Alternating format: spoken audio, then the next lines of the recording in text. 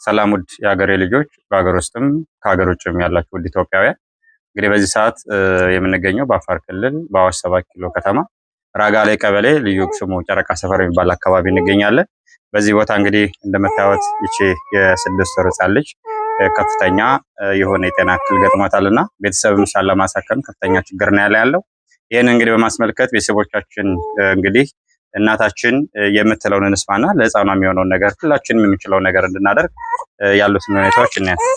እሺ ምንድነው ህፃን ልጅ እንግዲህ አሁን ያለችበት ነባራዊ ሁኔታና የገጠማት ችግር ምንድነው?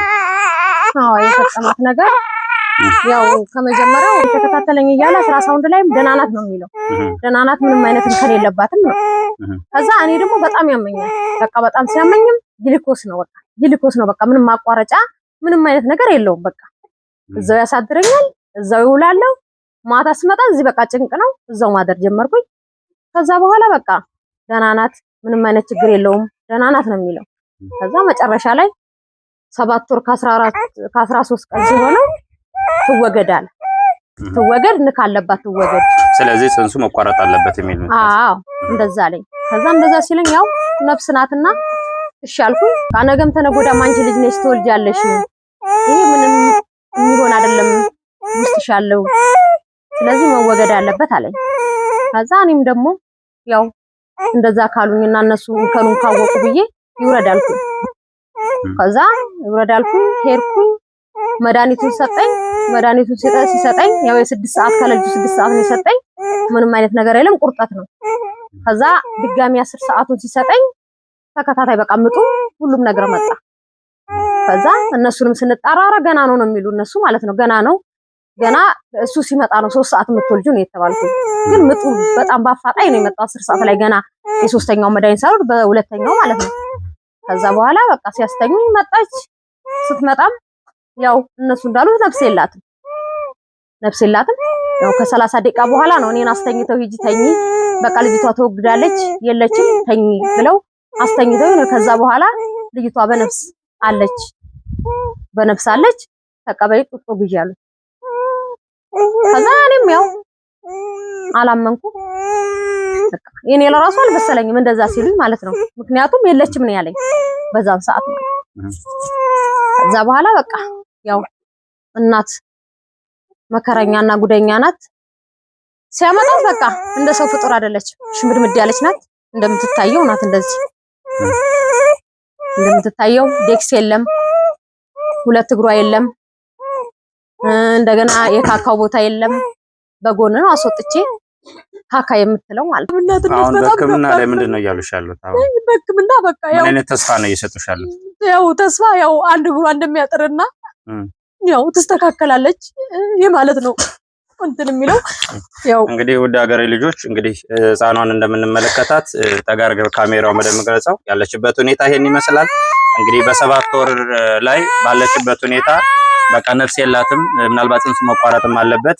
ያን ብቻም አይደለም ህፃኑን ማዳን አንችልም ተብላ ከተወለደች ከ30 ደቂቃ በኋላ ነፍስ ዘርታ እንግዲህ ፈጣሪ ኖር ያላት ህፃን ልጅ ከወገብ በላይ ንጹህ ጤናማ ልጅ ናት። ነገር ግን እንደምታዩት የሰገራ ቦታ ስለምትቸገር በጎን በኩል ነው ካካ የምትለው። እንደገና ደግሞ 2 እግሯንም እንደምትመለከቱት ያለችበት ሁኔታ ይሄን ይመስላል። ውድ ሀገር ልጆች እባካችሁ በተለይ ተጽዕኖ ፈጣሪ የሆናችሁ ሶሻል ሚዲያ ሰዎች፣ በጎ አድራጊ ቀና ልብ ያላችሁ ኢትዮጵያውያን በሙሉ ይሄንን ሼር ኮፒ ሊንክ ማድረግ መልካም ሰዎችና ይሄንን የሚያግዙ ሁሉ ትብብር እንድታደርጉልን እንጠይቃለን። ይቺ የ6 ወር ህፃን ልጅ እንግዲህ ፈጣሪ ፈቅዶ ሞታለች ተብላ የተነሳች በቃ ከዚህ በኋላ ታስፈልግ መቋረጥ አለበት ተብሎ ነገር ግን በፈጣሪ ፍቃድ ደግሞ ወደዚህ ዓለም እንድትኖር ፈጣሪ የፈቀደላት እድሉን ፈጣሪ የሰጣት ህፃን ልጅ ናትና ይሄን እግሯን እንደምታዩ ከጎን ይሄንን እንደምታዩት ምናልባትም ህክምናውን ብታገኝ ፈጣሪ የፈቀደላትን ከዚህ በላይ ጤናማ መሆኗ የምትኖርበትን እድል ብናመቻችላት እቺ ልጅ የምትድንበት ሁኔታ መኖር ይችላልና እባካችሁ ውድ ኢትዮጵያውያን ይችን ህፃን ልጅ እንታደጋት። ልጆች ያላችሁ በተለይ ደግሞ ስለዚህ በደንብ እንረዳለን ብዬ አስባለሁ። ልጅ ባይኖርንም የ6 ወር ህፃን ልጅ በዛ አይነት መልኩ የተሰቃየች ማየት በጣም ከባድ ነው። ልክ እንደምትመለከቱት በጎን ነው ሽንትም ሰገራም ሁሉ ነገርም በጎን ነው የሚታየው። እግሯም አንድ እግሯ ምንም እንደሚንቀሳቀስ አይደለም ታጥፎ ነው ያለው። ሁለተኛውም እግሯም እንደዚሁ ደርቆ ምንም መንቀሳቀስ አይደለምና እባካችሁ ይሄንን በምትችሉት ሼር በማድረግ የታችንን የዚህ ህፃን ልጅ እንግዲህ እንድንታደጋት በእግዚአብሔር ስም ከልብ ተማጽኖ እንጠይቃለን። ስልኳንና አካውንቷን ከዚህ ቪዲዮ ከስር የምናስቀምጥላችሁ ይሆናል። የሚችሉ ሰዎች በተለይ በአዋሽ ከተማ ደግሞ በአፋር ክልል አዋሽ ከተማ ያላችሁ በቅርበት እየመጣችሁ በምታችሉት ብታግዟት፣ በሀገር ውስጥም ከሀገር ውጭም ደግሞ ያላችሁ ውድ ኢትዮጵያን ሁላችሁ እንግዲህ ከዚህ በታች በምናስቀምጠው የእህታችን የንግድ ባንክ አካውንትና ስልኳን እናስቀምጣለን። በምትችሉት ሁሉ ረድታችኋት ምናልባት ወደ ጥቁር አንበሳ ከዛም በላይ ሪፈር ተብላ ደግሞ የተሻለ ሕክምና አግኝታ እንግዲህ ገና በዚህ በ6 ወር ህፃንነቷ ይሄን ሁሉ ስቃይ ማየት የለባትምና እባካችሁ እንድንታደጋት በፈጣሪ ስም እንጠይቃለን። ስለምታደርጉልን ትብብር ሁሉ ከወዲሁ በፈጣሪ ስም እያመሰገንን ይችን ህፃን እንታደጋት ብለን ጥሪያችንን እናስተላልፋለን። የሚችሉ ሰዎች በተለይ በአዋሽ ከተማ ደግሞ በአፋር ክልል አዋሽ ከተማ ያላችሁ በቅርበት እየመጣችሁ በምታችሉት ብታግዟት፣ በሀገር ውስጥም ከሀገር ውጭም ደግሞ ያላችሁ ውድ ኢትዮጵያን ሁላችሁ እንግዲህ ከዚህ በታች በምናስቀምጠው የእህታችን የንግድ ባንክ አካውንትና ስልኳን እናስቀምጣለን። በምትችሉት ሁሉ ረድታችኋት የተሻለ ሕክምና አግኝታ እንግዲህ ገና በዚህ በ6 ወር ህፃንነቷ ይሄን ሁሉ ስቃይ ማየት የለባትምና እባካችሁ እንድንታደጋት በፈጣሪ ስም እንጠይቃለን። የሚሰራው ቀን ስራ ነው። ያው የሚወጣው ማታ ጠዋት ነው፣ የሚገባው ማታ ነው። ሁልጊዜ ወደዚህ ይዘህ የምትለው ያው እሷ ናት። እኔ ደግሞ ያው ስራ ስለሆነ የምንቀምሰው ሁሉም ነገር የማመጣው እኔ ነኝ። ያው በአንድ ሰው እጅ ነው አለና ያው ቤት ኪራይ የሚከፈለው ሁሉም ነገር የሚደረገው ያው በነጅ ስለሆነ ያው እሷን ማገዝም አልቻልኩም። እኔም ደግሞ ያው እያመጣው ለሐኪም ቤት ነው የምከፍለው። እየሰራው ወደ ሐኪም ቤት ነው እስከዛሬ ያው እንደዚህ ወን ስራ ሰርቼ ያው እስከዛሬ አሳክምኳት። አሁን ደግሞ እንግዲህ ያው ኢትዮጵያ ሰው በሙሉ ሁኔታውን አይቶ እንደዚህ ከረዱኝ አዝነውልኝ ይርዱኝና እንደዚህ ልጄን እንደሌሎቹ ልጅ በእግሯ ቆማ እንድትሄድልኝ ይጠይቃለሁ። እንግዲህ ሁላችሁም ውድ ኢትዮጵያን ሁላችሁ ዘር፣ ሃይማኖት፣ ጾታ ሁሉ ነገር ሳትለዩ ኢትዮጵያውያን የሆናችሁ በጎ ህሊና አለን በሙሉ ሰዎች እንግዲህ እቺን ህፃን ልጅ ተባብረን ህይወቷን እንድንታደጋት ሁሉም ሰው እንዲካፈለኝ እፈልጋለሁ። ምክንያቱም እዚህ ጋር በጣም ማለት ነው ሕክምና ለራሱ ሶስት ማለት ነው ግሉኮዝ እንደዚህ ተሸክሜ ነው መድኃኒት ለመግዛት ማለት ነው። እግዚአብሔርን ነው የምልህ በጣም ማለት ነው በጣም እስከሚጨንቀኝ ድረስ ድረስ ግሉኮዝ ተሸክሜ መድኃኒት ቦታ ሄደው ማለት ነው። ምክንያቱም 2 ወር ከሄድን ማለት ነው የእሱ መሳፈሪያ አለ፣ ምግብ አለ። ለዛ ብዬ ማለት ነው እግዚአብሔር የሚወደው ማለት ነው ይችል ተሸክሜ ነው ይችል እንስሳ ስፌት ተሸክሜ ነው ሰርጀሪ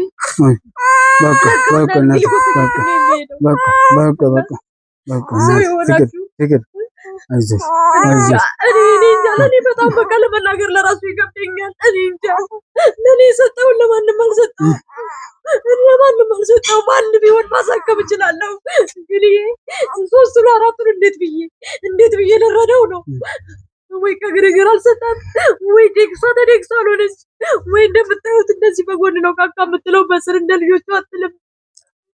ከባድ ነው ለኔ ወገኖቼ፣ ከባድ ነው። ቀን እንቅልፍ የለኝ፣ ሌሊት እንቅልፍ የለኝም። እንደሮጥኩ ነው። እዛ ሲሄድ ውሻ ያደርጉኛል፣ እዛ ሲሄድ እንትን ይሉኛል። መከራዬን ነው የማየው። በጣም መከራ ላይ ነኝ ያለሁት። እነዛ ነው በቃ አልችል ብዬ በቃ እርዱኝ አልኩኝ። አሁንም ደግሞ የኢትዮጵያ ሰው በዛው አይጨክንምና እጅ ልጅ በቃ አባካሏ ሆና ሽንቷንም በስርዓት ካካውንም በስርዓት አድርጋ እንደ ልጆች በቃ እንድትቧርቅልኝና እንደ ልጆች በቃ እግር ያላት እንደዚህ ማቀፍ ነው የምፈልገው። እግር ያላት ነው ማቀፍ የምፈልገው። እንደዚህ እግሯ ተስተካክሎልኝ ማለት ነው። ከባድ ነው ለማቀፍ እንኳን እኔ እንጃ እንደሚታየው ነው። ማቀፍ እንኳን እስከማልችል እንደዚህ እንኳን እንደማያዝ እንደማይቻል ነው። በቃ 6 ወር ሙሉ መከራዬን ማለት ነው መከራዬን እያየሁ ማለት ነው። እጅ ልጅ እንድትታከምልኝ በቃ የኢትዮጵያ ሕዝብ እንዲረዱኝ ነው የምፈልገው እና ይሄ ነው። እሺ እንደሰማችሁት ነው ሁላችሁም እንግዲህ ወደ ኢትዮጵያውያን የእናት ስቃይ ምን ያህል ፈተና እንደሆነ እናትና ልጅ አባት እንግዲህ በዛ አይነት ስቃይ ውስጥ ነው ያለው። ልጅ በጀርባ ተኝታ እንግዲህ ዲስክ አለ እግሯ በዛ አይነት መልኩ ሁለቱም እግሯ አይሰራም። እንደገና በጎን ነው ካካ የምትሰራው። ይሄን ችግር ብቻ ደግሞ ወላጆቹም ደግሞ እንግዲህ እሱም የቀን ስራ ሰርቶ ለቤት ከዛም አልፎ ደግሞ ወደ ሕክምናም ለመሄድ እንኳን ሪፈር የበረታ ሆስፒታል ተጽፎላቸዋል። ግን ያን ሪፈር ይዘው ደግሞ ወደ ተሻለ ሕክምና ለመሄድ ትራንስፖርት እንኳን ለአንዳቸው እንኳን የሚበቃ እንኳን እጃቸው ላይ ሳንቲም የለም።